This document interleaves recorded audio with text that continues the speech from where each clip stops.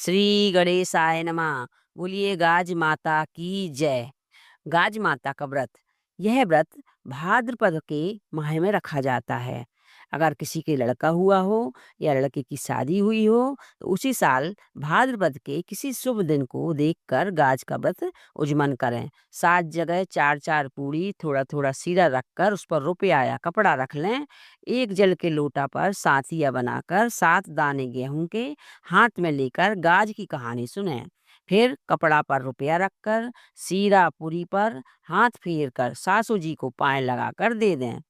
फिर सूर्य भगवान का लोटे से अर्घ देकर 7 ब्राह्मणी सहित भोजन कर लेवें। भोजन करने के बाद उन ब्राह्मणियों को टीका कर दक्षिणा दे देवें। इस प्रकार गाज माता का उज्जमन किया जाता है। गाज माता की कथा। एक राजा था और एक रानी थी। वे दोनों महल में रहते थे।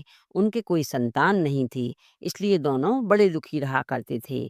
एक दिन रानी बोली, हे गाज माता, यदि मेरे गर्भ रह जाए तो मैं तेरा श्रृंगार करूंगी। गाज माता की कृपा से रानी के गर्भ रह गया, परंतु रानी ने उनका श्रृंगार करना भूल गई। एक दिन रानी का लड़का पालने में सो रहा था कि गाज माता के कोप से बड़े जोर की आंधी आई और पालने सहित उड़ाकर ले गई। एक भील भीलनी के यहाँ ले जाकर पालना रख दिया। उन भील भीलनी के ना तो कोई धन ही था और ना संतान थी। वे जंगल से घास लाते और उसी को बेचकर जीवन निर्वाह करते थे। भील जब जंगल से वापस आया तो उसने पालने में लड़के को देखा। उसे देखकर बहुत खुश हुआ और उसका पालन पोषण करने लगा। एक धोबी था जो राजा व भील दोनों के कपड़े धोता था। इधर राजा के महल में शोरगुल मचा हुआ था कि गाज माता लड़के को उड़ा के ले गई। पास ही में एक धोबी खड़ा है, सब सुन रहा था। तुरंत ही बोला, महाराज, मैंने आज पालने में सोता हुआ लड़का भील के यहाँ देखा है। तब तो राजा ने नौकरों को आज्ञा दी कि भील को यहाँ बुला लाओ। भील को महल में ले जाया गया। तब राजा ने भील से पूछा कि तेरे घर पालने सहित लड़का कैसे पहुंचा। तब भील डरता हुआ बोला, महाराज, मैं गाज माता का व्रत करता हूँ, अतः गाज माता ने खुश होकर यह लड़का मुझे दिया है।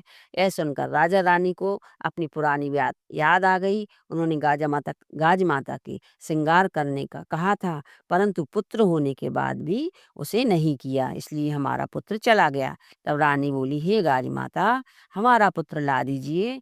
मैंने जितने श्रृंगार कहे थे उनसे दूना श्रृंगार करूंगी। गाज माता ने राजा रानी का पुत्र ला दिया। तब रानी ने खूब उजमन किए। भील भीलनी को भी गाज माता की कृपा से पुत्र दे दिया। हे गाज माता, जैसे तूने भील भीलनी को धन और पुत्र दिया, रानी का खोया हुआ पुत्र वापस ला दिया, उसी तरह से हे माँ, सबको पुत्र और धन दीजिए, सबकी पुत्र की रक्षा कीजिए।